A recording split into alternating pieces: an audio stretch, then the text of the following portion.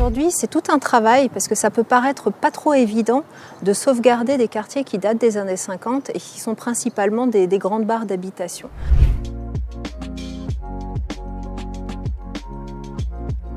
Donc le rôle de notre association, il est d'autant plus important pour faire du plaidoyer, faire du lobbying et pour démontrer qu'au final, ces barres dans lesquelles on vivait, on travaillait, on a élevé nos familles, elles sont aussi importantes que des lieux bien plus patrimoniaux de Casablanca.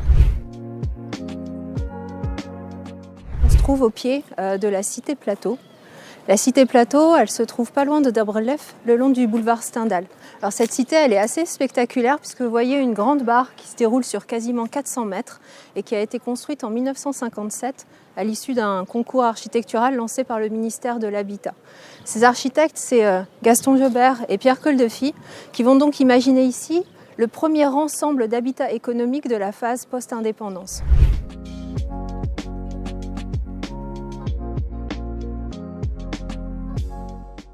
Dans les années 40 va arriver à Casablanca un urbaniste en chef qui s'appelle Michel Écochard et qui va imaginer toute une série de solutions pour trouver des options par rapport à l'intense explosion démographique que connaît Casablanca. Quelques chiffres, Casablanca en 1900 c'est 20 000 habitants. Au début des années 50, c'est 700 000. Donc face à cette explosion, il faut imaginer des solutions de relogement, notamment des populations qui habitent dans les bidonvilles, qui constituent à l'époque 40% des habitants de Casablanca. Et donc ce sera ces solutions imaginées aux carrières centrales, au niveau de la cité Plateau. Et ce qui est encore plus intéressant avec la cité Plateau, c'est que c'est la première réflexion sur le logement économique et collectif de la phase post-indépendance, puisque les bâtiments vont être inaugurés à partir de 1957.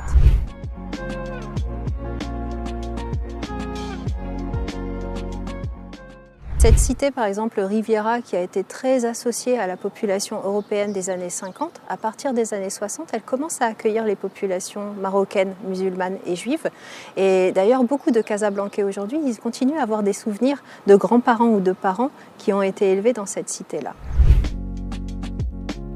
Ce qui est intéressant aussi avec Riviera, c'est qu'il y a une vraie réflexion sur le paysage, avec tout d'abord des équipements publics, donc un marché, toute une série aussi de garages, puisque n'oubliez pas qu'à l'époque, la ville, elle commence à se modeler en fonction de l'automobile. Et dans les quartiers européens, les populations ont des voitures, donc on a les premiers garages qui s'installent au cœur des cités.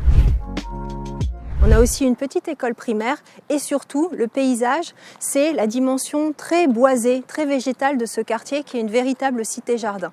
D'ailleurs, on va le retrouver dans le nom des rues de ce quartier qui sont des noms de fleurs, rue des Chardonnerets, rue des Éperviers, rue des Ramiers et puis toute la palette végétale avec des palmiers, des arbres à fleurs, des jacarandas, des bougainvilliers qui proposent une palette extrêmement large et surtout une vraie atmosphère agréable pour vivre ici en famille à Casablanca.